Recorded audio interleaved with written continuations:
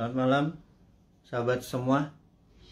Saya minta cek sound dulu sebelum kita mulai. Tolong jempolnya, apakah suara ini kerasan atau kayak tadi agak pecah gitu ya. Tolong dicek soundnya. Mohon jempolnya untuk soundnya. Kalau kurang keras saya pakai mic. Kalau kurang terang saya akan kasih lampu lagi. Sahabat semua, kita belum akan mulai, masih 1 menit lagi kita akan mulai. Kita mau cek suara dulu, apakah suara saya terlalu pelan atau sudah cukup keras dimanapun Anda berada. Oke sahabat semua, biasa saya sebelum kita mulai, kita pengen Anda mengabari dari mana sahabat. Ada yang dari Papua mungkin saat ini sudah hampir jam 10 malam. Ada yang dari Aceh mungkin. Jadi tambah lampu. Kalau tambah lampu kayaknya emang udah hitam gue ini. Jadi nggak bisa lagi gue bisa lebih terang dari ini nih. Ini masalah warna kulit, orang banyak macul di sawah ini. Jadi memang minta maaf ini, ngapunten ini, orang emang hitam ini, elek kita emang ini. Jadi yang penting suara aja deh, karena suara itu adalah informasi apa yang malam ini kita akan umumkan. Cilegon, Jember, Tangerang, apa kabar? Pontianak, Tanah Karu, Sumut, luar biasa. Sorolangun, Kolaka, apa kabar? Ada yang dari Sulawesi. Pekanbaru, wah, luar biasa nih teman-teman semua. Dari Madiun. Oke, alhamdulillah suara cukup bagus ya. Dari Investor Santara. Jepara, gimana kabarnya? Oke, Bosman, kami butuh beras. Insya Allah nih, ini menarik nih. Jadi hari ini Bengkulu, Tasik, Madura, kita akan bicara banyak hal.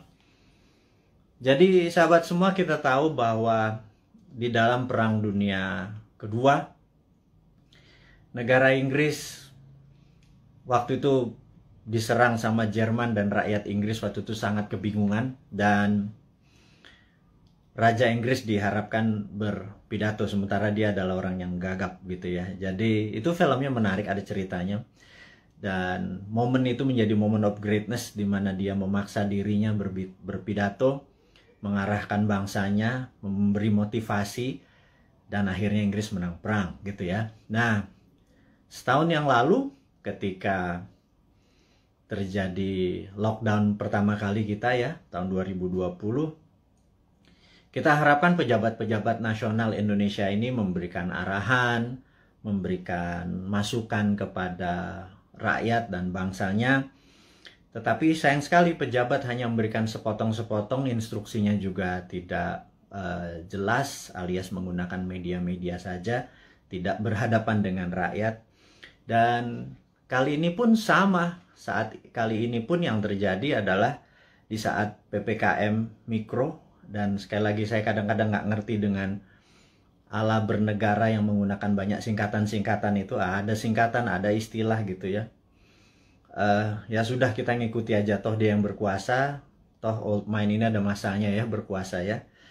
Jadi mereka tidak memberikan instruksi. Jadi sebagai Presiden Negeri Sontoloyo, kita ini ya, kaum New Mind, kaum Sontoloyo ini kan, ya udah kita aja lah, dari kita untuk kita saling mengingat, watawasobil hak, mengingatkan yang hak ya, dan mengingatkan ya dengan sabar lah. Kalau nggak percaya yang old mind itu ya kita sabar-sabar aja. Toh sabar, suatu hari juga mereka tidak berkuasa gitu ya. Jadi yang penting kita selalu mendukung keutuhan NKRI, bernegara. Jadi sebentar lagi kita akan memulai acaranya, di mana kita akan memberikan masukan mungkin kepada sahabat semua, memberikan informasi yang dibutuhkan.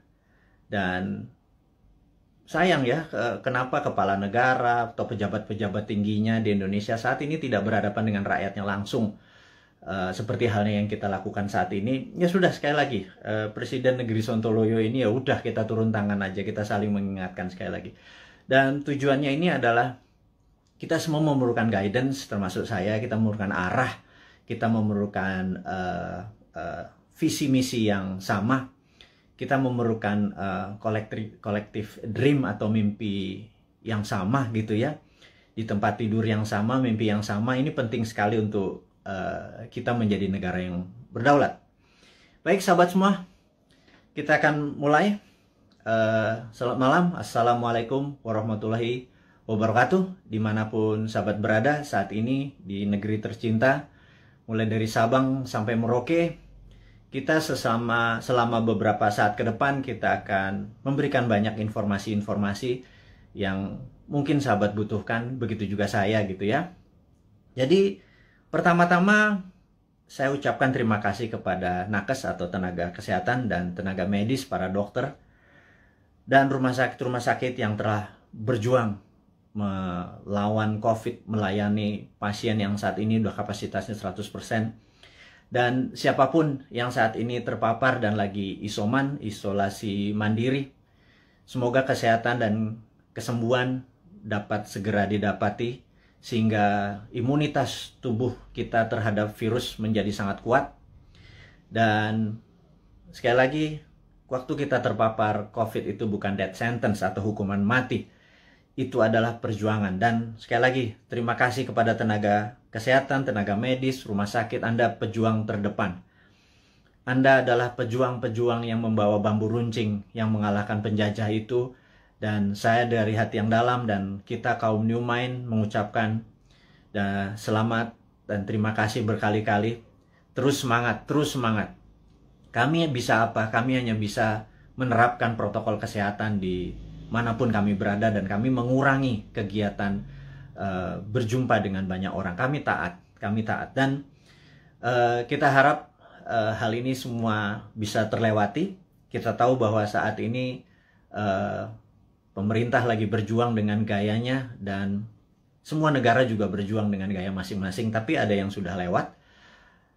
Ada yang seperti kalau kita nonton Euro Cup kemarin gitu ya, agak sebel juga gitu ya, dimana mereka udah nggak pakai masker, mereka menang bukan sekedar menang dari COVID, tapi juga bola itu menjadi perayaan pelampiasan rasa suka yang setelah 1,5 tahun mungkin semuanya lockdown, dan kita masih berada di rumah dengan PPKM-nya gitu ya.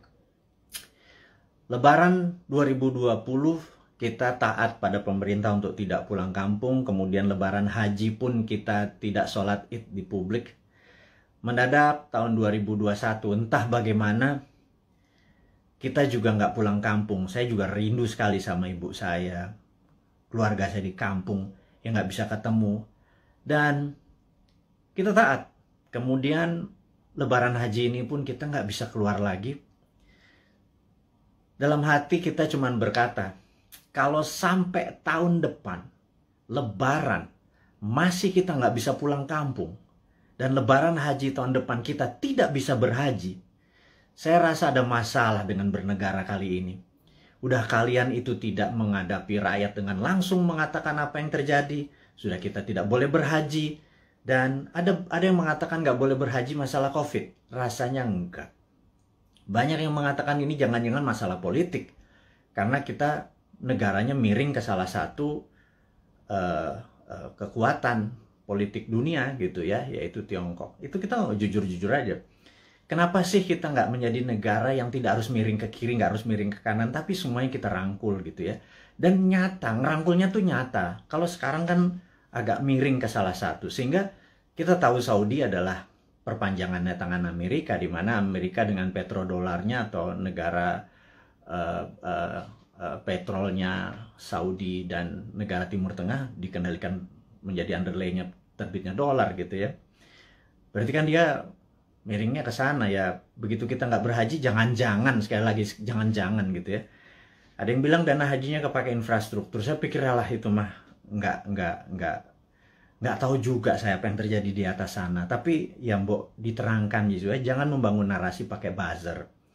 Buzzer sudahlah, udah masa lalu buzzer itu.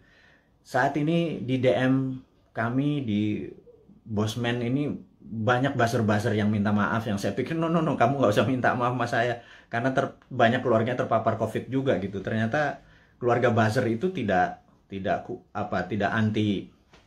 kebal COVID juga, terpapar juga, dan ada yang meninggal juga. Akhirnya kapok juga jadi buzzer. Kirain waktu jadi buzzer mereka tidak terpapar gitu ya. Nah, jadi udahlah, kita buzzer yang berjumlah ribuan itu nggak usah dipakai lagi. Buzzer itu nggak usah membunuh karakter-karakter orang yang ingin memberi saran ke pemerintah. Jadi saya mengingatkan bahwa pemerintahnya Pak Harto ya, banyak Pak Harto mendapat tentangan dari mahasiswa di tahun misalnya 73 di Malari dan lain sebagainya, Malapetaka 17 Januari dan lain sebagainya. Tapi apa yang Pak Harto lakukan, dia rangkul angkatan 66, 67, di angkatan 73, angkatan 80, semua dirangkul dan jadi menteri-menterinya dia. Ternyata mereka-mereka yang rebel terhadap pemerintahan dia waktu jadi menteri bagus semua gitu ya. Dan jadi saya sarankan, ini bukan saya ngarep jadi komisaris loh ya, bukan loh ya, nggak gitu-gitu amat gitu. Tapi kalau ada beda pendapat, coba didengarlah. Kita nih cinta tanah air kok gitu ya. Niat kita satu, niat kita bersatu gitu ya. Jadi janganlah dibangun narasi malah karakter kita dibunuh. Bahkan kemarin ada Anti Mardigu yang menyatakan kita pro komunis, cinta PKC, Partai Komunis Cina.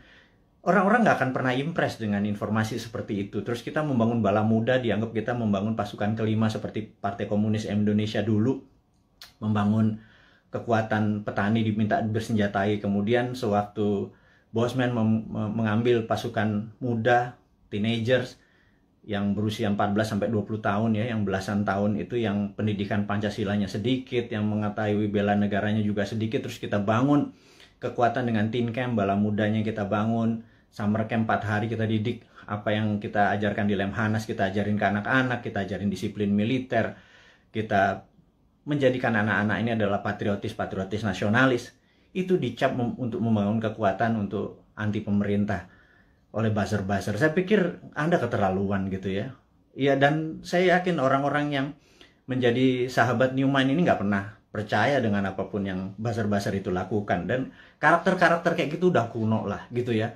Anak-anak sekarang zilenial, milenial ini sangat-sangat pinter dan nggak kemakan lah sama buzzer. Anda sudahlah tobat aja lah para buzzer itu dan bersama-sama bangun narasi, jangan memecah belah bangsa gitu ya. Dan itu tadi informasi mengenai COVID. Jadi saya rasa malam ini saya ingin share sedikit tentang COVID ya. Jadi di seluruh dunia sudah 3,2 miliar vaksin tersebar, dan sahabat saya di Amerika baru aja pagi tadi menelpon saya, jadi malam di sana, bahwa Amerika itu menarik, bahwa 49,1% adalah natural herd immunity, alias mereka terpapar dan sembuh sendiri. Kemudian 13 sekian persen menggunakan vaksin. Jadi kalau 49 tambah 13 mereka sudah hampir 70%, alias sudah kena herd immunity-nya. Jadi kalau 10% lagi divaksin dalam waktu 3 atau 4 bulan, kemudian Amerika sudah melewati herd immunity. Dan Eropa juga sama.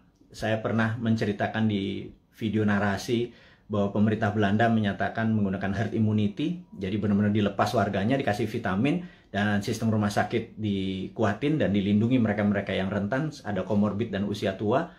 Dan terbukti bahwa sekarang negara-negara Eropa bahwa 40%-an menggunakan natural herd immunity, yang 20-30% pakai vaksin. Jadi vaksin minoritas, mayoritas adalah menggunakan herd immunity. Indonesia saat ini mungkin yang herd immunity berdasarkan data di bawah 10% yang terpapar dan sembuh, yang tanpa gejala dan lain sebagainya. Kemudian yang kita baru berapa persen ya, dengan kecepatan 250.000 suntik per hari, 3 tahun lagi kita mendapatkan herd immunity itu mungkin sekarang baru 20-25% yang sudah dikatakan kebal gitu ya. Jadi mencapai 70%, 80% pencapaian ini masih cukup lama. Jadi saya pikir kita ada ya, sekali lagi bukan salah bernegara lah. Keputusan kemarin tidak tepat, tetapi jangan sampai sekali lagi tahun depan menjadi tidak tepat. Kita udah 4 kali minus loh, kuartal 4 kali minus growth ekonominya, 4 kuartal. itu sebenarnya berat nanti ya. Sekarang kita bicara COVID dulu. Jadi Tiongkok saat ini sudah mencapai 70% juga imunitasnya, dan mereka mengatakan mereka memakai vaksin. Tapi sekali lagi, data dari Tiongkok saya nggak pernah percaya utuh, karena negara komunis itu memiliki propaganda. Malah feeling saya sekali lagi, rasanya Tiongkok menggunakan herd immunity juga, alias 40% dari populasi menggunakan natural herd immunity.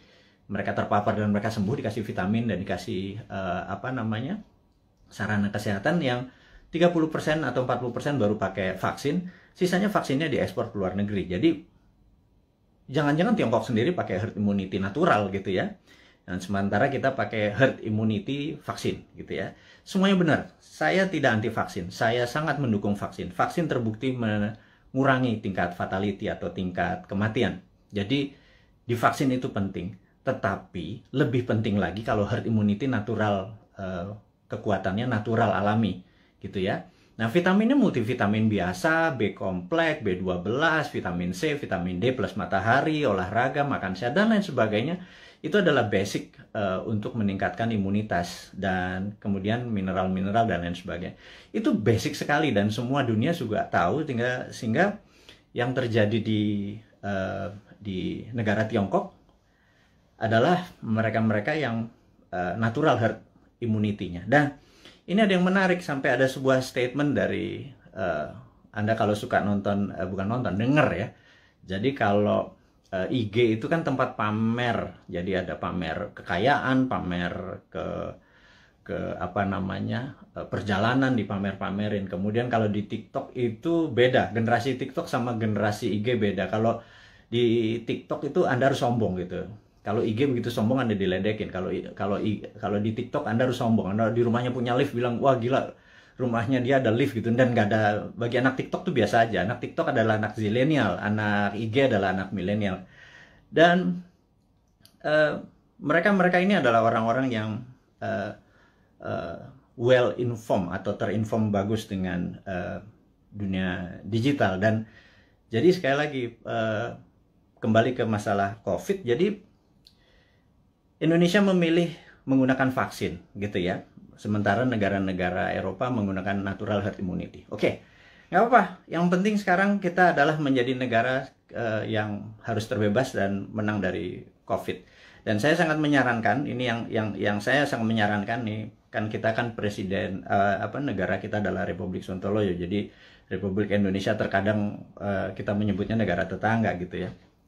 Jadi kita mengingatkan kepada pejabat saat ini, mbok jangan pakai apa-apa import gitu ya. Satu, masalah COVID ini adalah masalah import gitu ya, dari luar.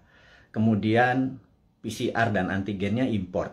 Kemudian alat-alat kesehatannya import. Kemudian masker dan protection, disinfektan segala macam, mayoritas tuh import gitu ya. Kalau ada gelombang ketiga lagi, mudah-mudahan jangan. Masa kita impor terus ya, flight capital, ya miskin lah bernegara ini. Sudah sistem bernegaranya saat ini keuangannya cuma 44% uang beredar dari GDP nasional. Bisa dibayangin Singapura 120% uang beredar dari GDP nasionalnya. Korea Selatan, Jepang. Tapi nggak tahu kenapa kita cuma sepertiganya. Waduh, wahai ibu pejabat yang sering dapat prestasi, mohon dijelaskan lah. Jadi kami ini sering nanya gitu ya. Ya kalau kaum new mind nanti yang berkuasa, pasti kita bisa 1:120%. Jadi kita naikin 3 kali lipat dari uang beredar pada saat ini. Gimana kita bisa maju kalau uang itu ditahan? Yang kedua adalah pajak lah jangan naik terus. Maksud saya begini loh. Kalau Anda ingin misalnya PPH yang naik dari 10% jadi 12 atau berapa itu ya.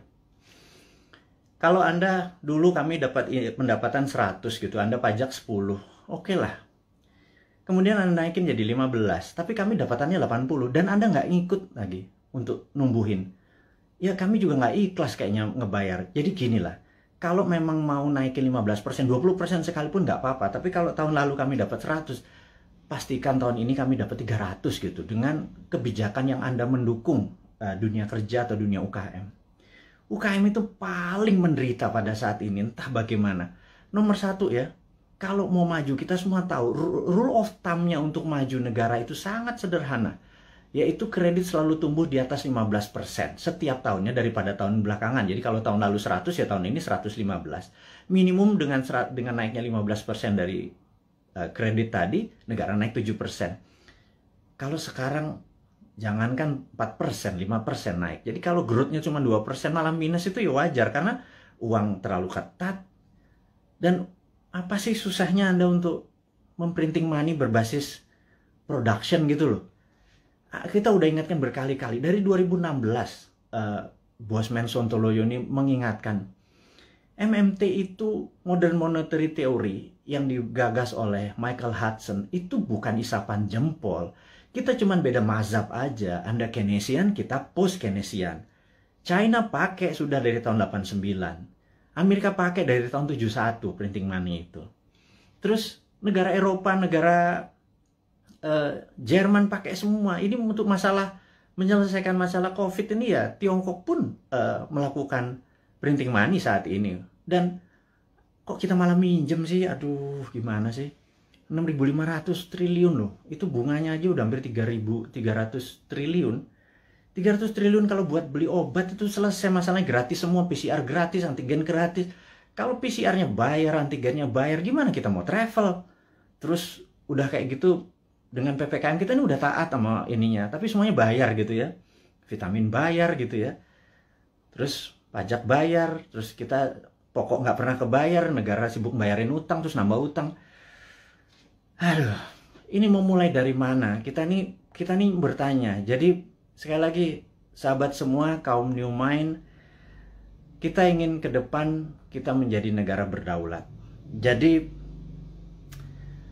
hari ini yang mau diinformasikan adalah gimana caranya kita di tahun 2045, Indonesia adalah negara superpower. Udah, ya, itu adalah tema hari ini. Kenapa kita bilang ada yang penting dari Bosman hari ini mau mengumumkan sesuatu. Yaitu kita ingin tahun 2045, pada saat Indonesia 100 tahun, Indonesia Emas, Indonesia menjadi negara superpower. Bukan sekedar negara kaya lagi. Negara superpower. Kita nggak bisa tumbuh hanya 5% atau 7% seperti janji-janji kemarin di dalam kampanye. Nggak bisa. Kita tumbuh harus lebih powerful dari angka-angka itu. Terus bagaimana membuat ini berdaulat gitu ya? Oke, sahabat semua, saya ada beberapa informasi sebelum kita masuk ke topik ke sana, bahwa kita tahu saat ini negara-negara sudah kena herd immunity-nya dan kita masih belum. Dan penting untuk kita memberi informasi adalah begini. Sahabat, saya mengingatkan, kita masuk ke topik berikutnya setelah tadi ini masuk. Jadi beberapa kali kita kalau naikin informasi di IG, toto bisa hilang gitu ya. Kemudian di sosmed yang lain seperti YouTube, channel kita sering di warning, sering diperingati dan hilang. Di Facebook, jadi kita udah berapa kali hilang, terus 7 kali kita diperingati Facebook, IG, Twitter kita hilang, terus YouTube kita pernah hilang gitu ya. Dan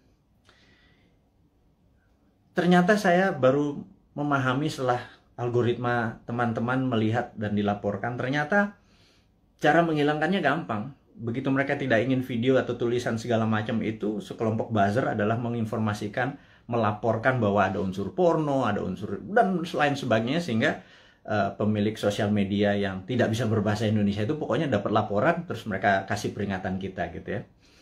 Agaknya ide-ide kita ini sudah mulai menakutkan baik globalis di internasional ataupun pemikiran bernegara. Padahal kita tidak berniat untuk revolusi, berkudeta. Kita ingin negara kita utuh dan kita ingin negara kita menjadi negara berdaulat di 2045. Kita tidak tergantung pada negara asing gitu ya. Yang kita tanyakan misalnya pada saat kita taat, tapi TKA asing masuk. Anda datang deh jam 12 malam, jam 2 malam ke Soekarno-Hatta ya, pakai masker ya, sama disinfektan. Anda bisa lihat ada 300 orang, 500 orang, terus mereka nggak ada karantina. Pertanyaan sederhana, kenapa nggak dikarantina sih gitu aja? Segitu kuatnya pendukung mereka-mereka ini, yang saya nggak tahu pejabatnya mungkin sakti sekali gitu ya. Sehingga waktu kita peringati kenapa mereka bisa masuk, kenapa kita taat terus mereka asing bisa masuk, terus mereka bisa ikut bersama-sama commercial flight dengan warga negara Indonesia lainnya, mereka tidak bisa berbahasa Indonesia. Dan jawabannya adalah jangan macam-macam, suruh diam kau gitu ya, karena nanti kalau negara itu tidak mau invest di Indonesia, Indonesia bisa rugi. Itu kalimat yang benar-benar menurut saya, lo gila ya, jangan gitulah. Emang satu-satunya negara ngolong itu memang Tiongkok apa? Segitu taatnya gitu? Enggak gitulah, jangan berkata begitu. Kita bukan anak-anak lah. Berbicara yang lebih elegan sedikit, dengan data, dengan santun, jangan membentak, jangan menghardik gitu ya. Kita bertanya juga baik-baik, ya kasih jawaban aja gitu ya, bahwa nanti kita urus, kasih yang manis lah gitu. Kita udah capek saling bentak, saling curiga gitu, udah capek gitu. Bernegara elegan sedikit, statement lah, jadi negarawan lah. Jangan jadi pedagang, mau ada cuan, ada untung segala macam gitu ya. Ya lu untung, gua kagak gitu ya, apalagi rakyat gitu ya. Itu kami bertanya gitu ya, kami dapat apa? Udah asetnya hilang, tanah air kita hilang, diambil barangnya, kita cuma dapat apa? Dapat pajak gitu. Buktinya kita tetap dipajakin tuh. Terus apa? Dari apa untungnya gitu ya? Terangin aja, ini untungnya segini. Kalau kita yang tahu adalah aset kita hilang, nikel kita gone, digantikan dengan apa gitu. 20 tahun lagi, Anda ingat, saya pernah ke Nauru. Nauru itu negara menarik. Dulu dia penghasil P2O5 atau fosfat. Wah, kayanya bukan main. Tapi beberapa 20 tahun yang lalu Nauru kehilangan fosfatnya karena dikeduk habis. Ya sudah, sama Amerika waktu itu, dikeduk habis. Negaranya miskin, hidupnya tinggal dari pariwisata aja saat ini. Naurunya kehilangan asetnya. Anak cucunya cuma bilang, oh dulu kita menghasil fosfat ya, gitu ya. Jangan sampai anak cucu kita bilang, Eyang, dulu Indonesia menghasil nikel ya? Nikelnya di mana ya? Tahu. Kita dapat apa waktu nikel itu dijual? Nggak dapat apa-apa. Kita dapat virus, gitu ya. Hal itu kan susah kalau kita dijawab sama cucu cicit kita bertanya hal-hal seperti begitu, gitu. Jadi kita tanya balik, kalau memang hanya didapat nikel itu kalau bisa, atau produk-produk alam itu, sumber daya alam. Kalau kita percaya MMT, Modern Monetary Theory, maka sumber daya alam itu bukan sebagai alat komoditi atau alat dagang, tetapi sebagai alat tawar. Jadi keuntungannya itu bukan hanya dari jualan, tetapi ada benefit lagi. Jadi di atas financial benefit, sekali lagi, di atas Anda para pejabat sekarang tuh apa-apa kan financial benefit. Kita dapat untung, dapat untung. Selalu untung dan cuan gitu ya. Cara bernegara segitu kesannya kayak anak TK gitu ya. Karena kalau cara bernegara di atas keuntungan materi, itu ada namanya humanitarian benefit, keuntungan atas nama kemanusiaan. Terus ada namanya nasionalis, keuntungan untuk negara gitu ya. Bukan hanya keuntungan sekedar dari pajak, dari dagang, dari selisih jual beli gitu ya. Tapi humanitarian, atas kemanusiaannya. Anak cucu kita masih benefit gitu ya. Nah, kalau kita pakai SWF, Sovereign Wealth Fund, itu asetnya masih di situ. Nikel kita masih di situ. Nah, kita mendapatkan funding dari situ untuk membangun sektor yang lain. Jadi dana yang masuk itu untuk membangun apa? Kok kita masih ngutang? Saya bingung sekali. BUMN rugi, kita masih ngutang, aset kita hilang. Kami hanya bertanya loh ya, ini bukan ngomong terus yang dihardik lagi gitu ya. Ini hanya bertanya. Kami ini gelisah Pak. Kami ini ingin menjadi negara berdaulat dan kami ingin terbukalah. Karena itu, karena kalian tidak berbicara selama PPKM ini, ya sudahlah. Kami aja lah yang muda-muda ini, yang punya ide new mind ini yang berbicara. Terus oposisi juga nggak bicara juga. Kalaupun mereka bicara juga nggak ada solusinya. Beda kalau new mind itu selain berbicara, mengkritik, ada solusi-solusinya. Itulah membuktikan bahwa kita ini NKRI garis lucu. Bukan garis lurus lagi gitu. Di atas lurus itu lucu gitu ya. Karena semuanya jadi seru, jadi lucu, jadi fun gitu. Baik. Jadi mengingat video-video kita, informasi-informasi kita tuh sering ada caranya untuk tidak bisa beredar gitu ya. Jadi Toto di atas 21 tahun, sehingga untuk video ini ditonton harus masukin password, harus masukin identitas yang lain sehingga tidak beredar kenceng. Jadi gini deh, sahabat semua, saya dengan ini menyatakan Anda boleh upload seluruh video Bosman. Masuk ke video Anda, masuk ke YouTube channel Anda, masuk ke sosial media Anda. Kalau Anda dapat AdSense, dapat uang dari iklan yang masuk, ambillah semua itu untuk Anda. Saya tahu ada sekarang ini udah puluhan saat ini yang menggunakan video-video Bosman masuk ke video mereka. Nggak masalah. Jadi bukannya kita bilang, lu pakai nama gue, pakai produk gue. Nggak ada.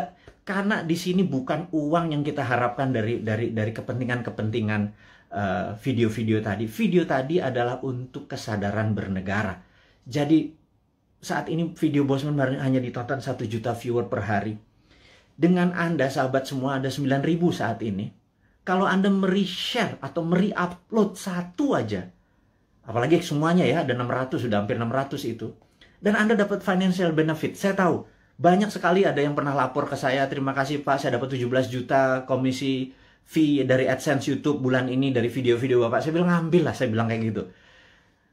Itu Anda semua bisa benefit dari itu semua. Tapi poinnya adalah, jika suatu hari YouTube channelnya Bosman dan itu Bosman di drop atau di block atau di take down atau diapain lah, terserah.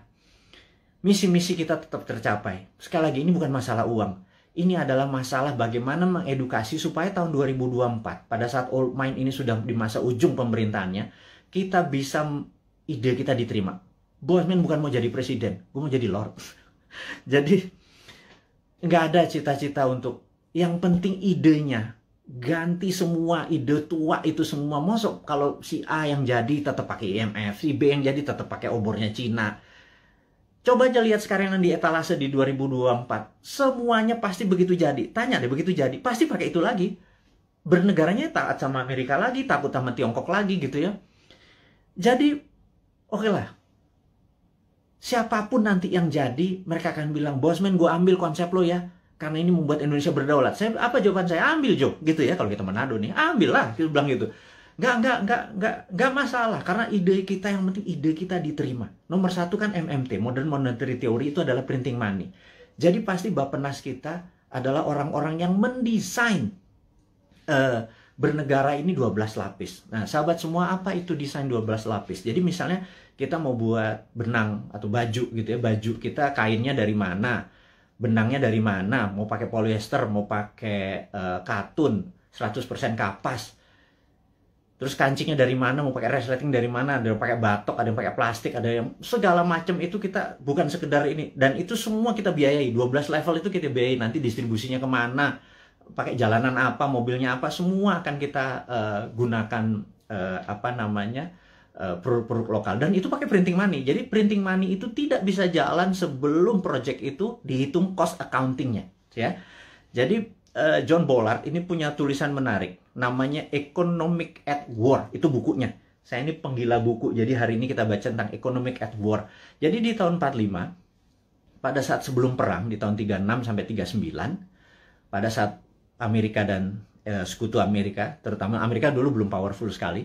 Jadi negara-negara Eropa itu minta Amerika masuk. Terus apa yang dilakukan adalah mereka minta John Maynard Keynes, ada banyak sekali ilmuwan-ilmuwan, tokoh-tokoh ekonom di masa itu disuruh menghitung cost accounting. Berapa kilogram, berapa ton besi dibutuhkan, ferro, berapa untuk buat amunisi, untuk buat baju, untuk buat makan, itu dihitung cost accountingnya, untuk buat pesawat, buat tank, buat mobil, buat dan lain sebagainya, dihitung cost accounting. Berapa modalnya, terus dari mana barangnya, dirinci. Syaratnya sederhana. Churchill waktu itu sangat sederhana. FDR juga, Franklin Delano Roosevelt juga perintahnya sama. Ini dua Inggris sama Amerika memang kompak banget. Mereka cuma bilang, berapa biayanya untuk kami menang perang? Perang itu ada perang sama Jepang dan perang sama Jerman gitu ya.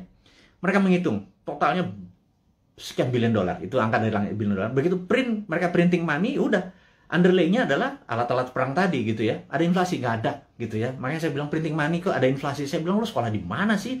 Segitu takutnya sama printing money gitu ya. Printing money itu ditakuti kalau tidak ada production yang dibuat gitu ya. Tapi kalau, nah, bukunya baca, namanya The Economic at War. Jadi The Economist at War. Jadi orang-orang memenangkan perang tuh ekonom yang memenangkannya gitu ya. Nah, jadi sama, kita nanti akan sama juga.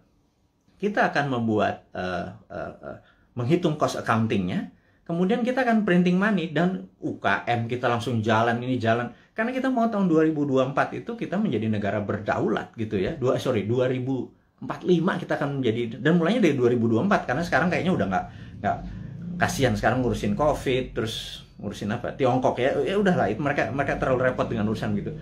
Nggak mungkin lah bisa menjadi negara berdaulat. Kita cuma ngingetin sekali lagi. Jadi kita harapkan konsep kita ini diterima oleh siapapun yang nanti mau running 2024, konsep kita ini. Jadi kalau Anda, bayangin ber-9.000 kita, upload masuk. Anda buat, kalau nggak punya YouTube channel, Anda buat YouTube channel. YouTube channel Anda sendiri, Anda tinggal ambil tulis kita, terus kasih judul-judul yang jangan terlalu negatif atau terlalu clickbait gitu ya. Kasih yang educate, kasih yang fun, kasih yang lucu dan lain sebagainya. Sehingga ribuan atau jutaan orang. Saat ini ada 180.000 orang yang ada di internet. Ada 180 juta. Jadi saya harapkan teman-teman bisa memanfaatkan. Kalau Anda dapat 1 juta per hari, Anda bisa hampir 100 juta itu dari AdSense-nya dari YouTube gitu ya. Pakai aja video-video kita ini untuk di-re-upload, di-reshare, dan pakai akun-akun Anda sendiri. Perbanyak itu semua informasi-informasi itu. Anda boleh mengganti thumbnail-nya, mengganti footage-nya. Yang penting voice-nya jangan dipotong. Narasinya gunakan tulisan agar orang menjadi lebih paham, gitu ya. Ini tujuannya bukan untuk memecah belah bangsa, ini tujuannya untuk membuat kita negara berdaulat. Dan cara cerdas bernegara ini sudah hampir 600 video. Sebarkanlah, gitu ya. Kemudian, sahabat semua, kita saat ini ya tadi ada informasinya adalah untuk upload. Anda sangat diizinkan menggunakan nama Anda video-video Bosman.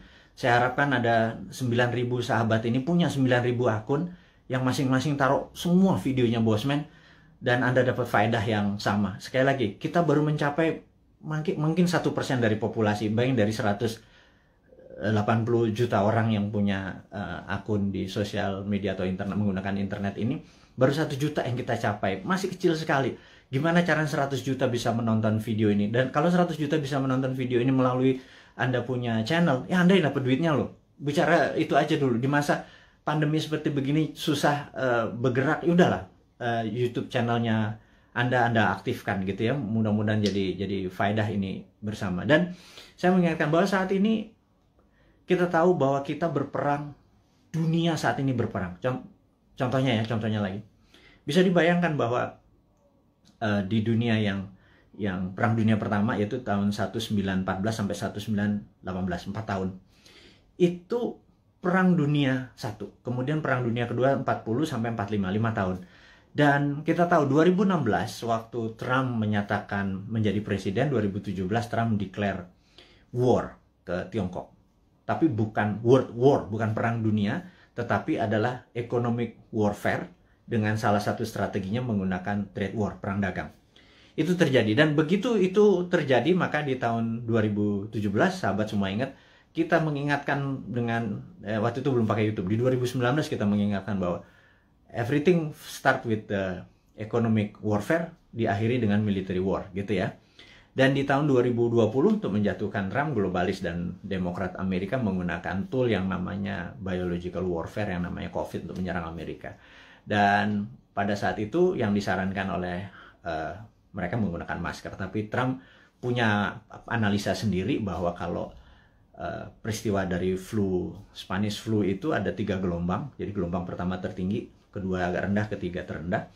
Tapi virus pertama itu paling lemah, kemudian agak kuat, terakhir yang paling kuat gitu ya. Nah, jadi pada saat terlemah ini semua orang terpapar aja supaya tingkat herd immunity-nya tercapai. Dan yang terjadi oleh Trump dilakukan adalah dibebasin aja, toh mereka punya operating sistem dari kesehatannya terbaik di dunia. Dan ternyata terbukti sekarang 49%, 49,1% di Amerika menggunakan herd immunity natural. Dan ini adalah, ya tapi sekali lagi Trump kalah dengan 4 negara bagian yang dalam tanda petik dicurangin katanya. Tapi itu negara Amerika, bukan negara kita. Tapi dia adalah salah satu polisi dunia yang berkepanjangan. Ternyata Biden ini mengambil konsepnya Trump untuk masih berperang juga dengan Tiongkok. Jadi, dan itu adalah perang dunia negara. Kita nggak ikut-ikutan. Tetapi kita di dunia ini perang dengan makhluk yang tidak kelihatan, yang namanya virus corona atau COVID gitu ya.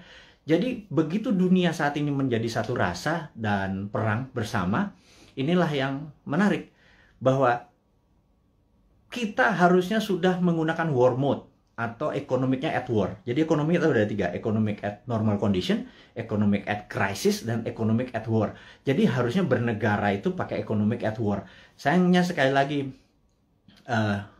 mereka nggak paham saat ini, old mind yang berkuasa ini nggak paham bahwa ekonomi at war tuh gimana ya gitu ya. Sekali lagi, aduh, itu kadang-kadang kita mengelus dada gitu ya, kok ya beda lagi strateginya, ya nggak pakai ngutang jelasnya gitu ya. Harus berdikari, berdiri atas kaki sendiri, every country for their own, negara ngurusin sendiri. Jadi begitu kita masuk perang dunia, yaitu 2020 kemarin, 2021 saat ini kita masih dalam keadaan perang, dan WHO serta World Bank sudah mengumumkan bahwa perang ini diperkirakan berakhir tahun 2025. Jadi perang ini masih panjang, sahabat semua.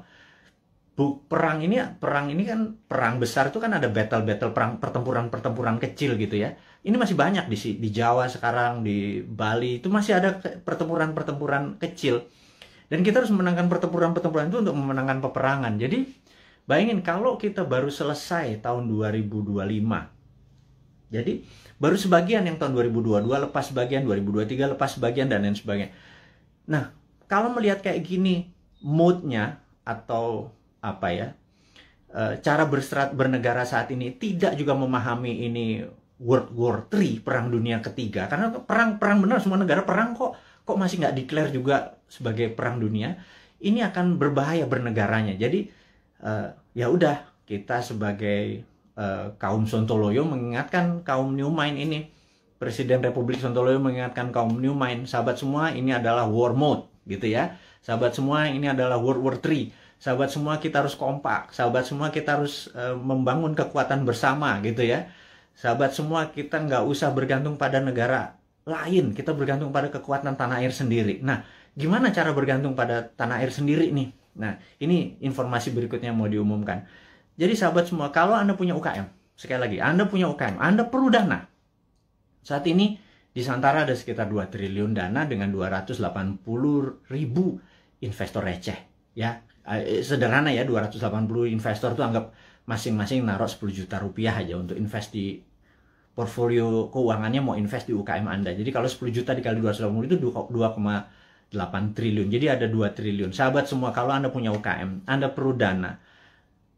Anda lihat di IG, di wall IG, maka di situ udah ada informasi, kirimkan Anda punya, ada 7 persyaratan, Anda perlu uang berapa, apa yang Anda butuhkan, bisnis Anda seperti apa, dan lain sebagainya, dan kita akan review di 280.000. Dan bagi Anda yang saat ini bingung mau ngapain, bisnis baru kan susah, tapi kalau Anda punya uang, Anda join sebagai investor untuk membantu UKM. Jadi Santara adalah penghulu untuk menghubungkan si cowoknya adalah si investor, si ceweknya adalah si UKM.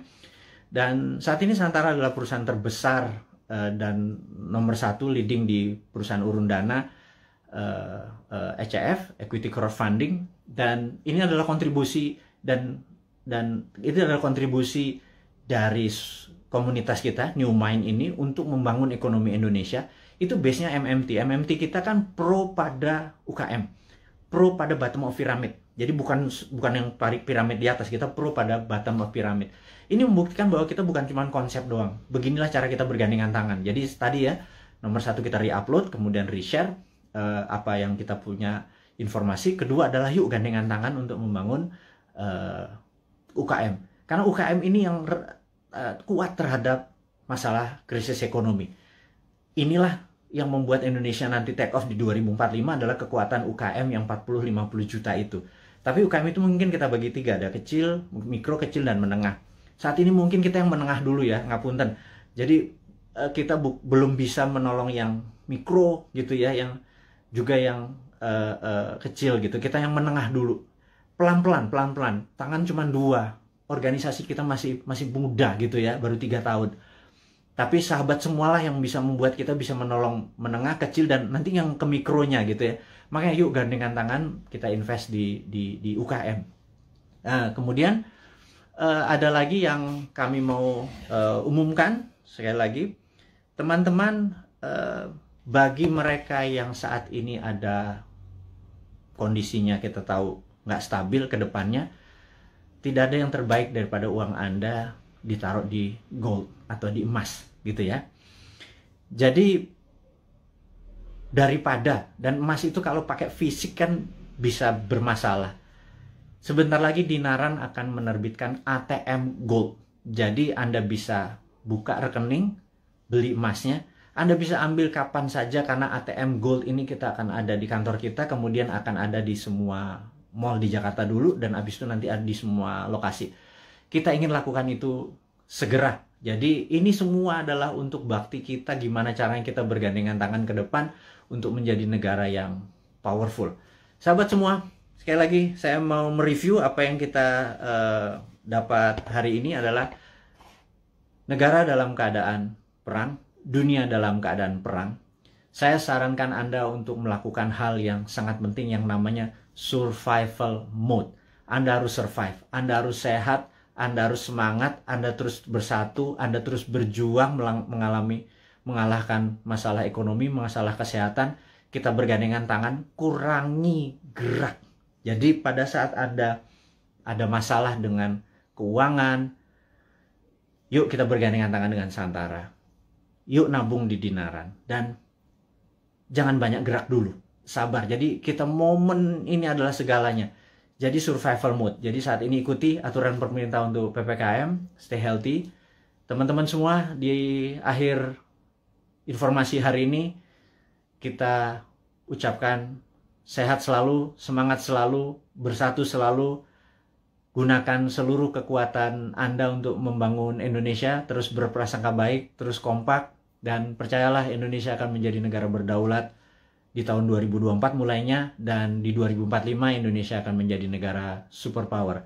Dari saya, selamat menikmati hari Minggu. Sukses buat Anda semua. Wassalamualaikum warahmatullahi wabarakatuh.